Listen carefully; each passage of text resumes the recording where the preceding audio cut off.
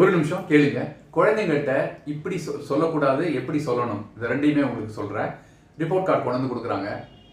மார்க்கை பார்க்குறீங்க, உங்களுக்கு அதிர்ச்சியாக இருக்குது. நீ உருப்படவே மாட்ட. உனக்கு எவ்வளோ சொல்லி கொடுத்தாலும் ஆகாது. உனக்காக நான் லீவை போட்டு நான் இப்படி வந்து உட்காந்தேன். உன் காலத்தில் நான் எவ்வளோ திரும்ப படித்தேன், நான் எப்படி திரும்ப மார்க் வாங்கினேன், அது வந்து உங்கள் அப்பா அம்மாவுக்கு தான் தெரியும் அப்படின்னு நீங்கள் பேசுனீங்கன்னா அவன் ஈகோவை நீங்கள் தாழ்த்துறீங்க, மட்டம் தட்டுறீங்க. அதுக்கு பதிலாக இந்த பேப்பர்ஸ்லாம் நிறைய வாங்கியிருக்கியே, இதில் நீ குறைவாக இருக்கியே, அதே மாதிரி இதுலேயும் பண்ணலாமே இல்லையா, எல்லா மார்க்கும் குறைவாக இருக்கா, சரி இந்த தடவை நீ விட்டுட்ட, அடுத்த தடவை நான் சொல்கிற பிளான் பிரகாரம் நீ ஒர்க் பண்ண ஆரம்பிச்சேன்னா நீ நல்லா மேலே வர முடியும். மேலே வந்தானா ஒன்று நீ பார்த்துக்க முடியும், எங்களையும் பார்த்துக்க முடியும், நீ ஒன்று எல்லாரும் சந்தோஷமாக வச்சுப்பாங்க, நிறைய பேருக்கு நீ வேலையும் கொடுக்க முடியும் அப்படின்னு இந்த பாசிட்டிவ் ரீஇன்ஃபோர்ஸ்மெண்ட் சொல்லுவாங்க இல்லையா, அது எப்படி செய்யணும்னு ஏன் செய்யலைங்கிற கேள்வியை விட்டுட்டு அவங்க எப்படி செய்யணுங்கிறத நீ உதாரணமாக எடுத்து காமிச்சு பண்ணீங்கன்னா அவங்க டெஃபினட்டாக நல்லபடியாக வந்து அடுத்த பரீட்சையிலேயே நீங்கள் எதிர்பார்க்குற மார்க்கை வாங்கி கொடுப்பாங்க. Thank you so much. பாய்.